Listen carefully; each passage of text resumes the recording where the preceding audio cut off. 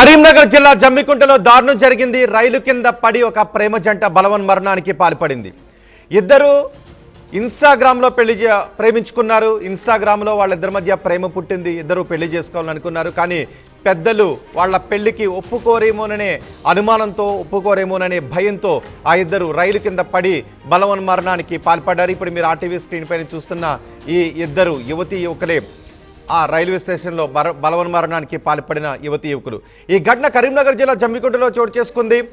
రాహుల్, శ్వేత ఇద్దరు ఇన్స్టాగ్రామ్లో పరిచయం ఏర్పడింది. ఇద్దరికి ఇన్స్టాగ్రామ్లో ఆ పరిచయం కాస్త ప్రేమగా మారింది.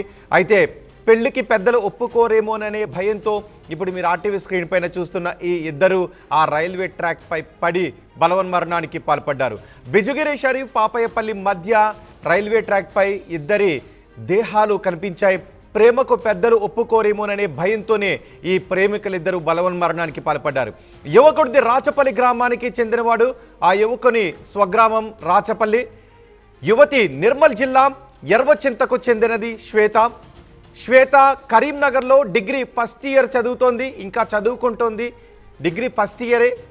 చదువుకోవాల్సిన వయసులో ఆమె ప్రేమకు ఆకర్షితురాలైంది. నిజానికి ఇటీవలి కాలంలో సోషల్ మీడియా ప్లాట్ఫామ్లు యువకుల మధ్య ఆకర్షణకు ఎక్కువ కారణమవుతున్నాయి. చదువుపై దృష్టి కేంద్రీకరించి, భవిష్యత్తుపై దృష్టి కేంద్రీకరించి, భవిష్యత్తులో బాగా సెటిల్ అయిన తర్వాత ప్రేమ గురించి, పెళ్ళిళ్ళ గురించి ఆలోచించాల్సిన విద్యార్థులు ఇటీవలి కాలంలో ఎక్కువగా సోషల్ మీడియాలో ఆకర్షణకు గురై ప్రేమ పేరుతో ఇద్దరు దగ్గరవుతూ ఉన్నారు. ఇక్కడ కూడా అదే జరిగింది. కరీంనగర్ జిల్లాలో రాహుల్, శ్వేత ఇద్దరు కూడా ఇన్స్టాగ్రామ్లో ఒకరికొకరు పరిచయం ఏర్పడింది. ఇన్స్టాగ్రామ్లో రోజు మాట్లాడుకుంటూ ఉండేవారు. పిల్లలు సోషల్ మీడియాలో ఎక్కువ సమయాన్ని గడుపుతున్నారు అనే విషయాన్ని పెద్దలు గమనించడం లేదు. వాళ్ళు ఎక్కువగా పుస్తకాల సమయాన్ని కేటాయిస్తున్నారా లేదా సోషల్ మీడియాలో ప్రేమలపై ఎక్కువ సమయాన్ని కేటాయిస్తున్నారనే విషయాన్ని పెద్దలు గమనించడం లేదు.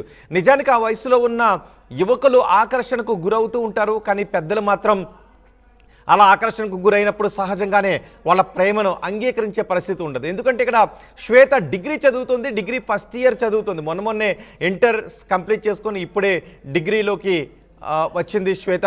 ఇలాంటి వయసులో ప్రేమ, పెళ్ళి అంటే సహజంగానే ఎవరు కూడా ఒప్పుకోరు. కానీ ఇద్దరు ఇంట్లో చెప్పలేదు. బహుశా ఇంట్లో చెప్పుంటే భవిష్యత్తులో సెటిల్ అయిన తర్వాత ఒప్పుకుంటాంలే, ప్రస్తుతానికి మీరు మీ భవిష్యత్ పైన, చదువుకోవడం పైన కాన్సన్ట్రేషన్ చేయండి అని బహుశా చెప్పు ఉండేవారేమో.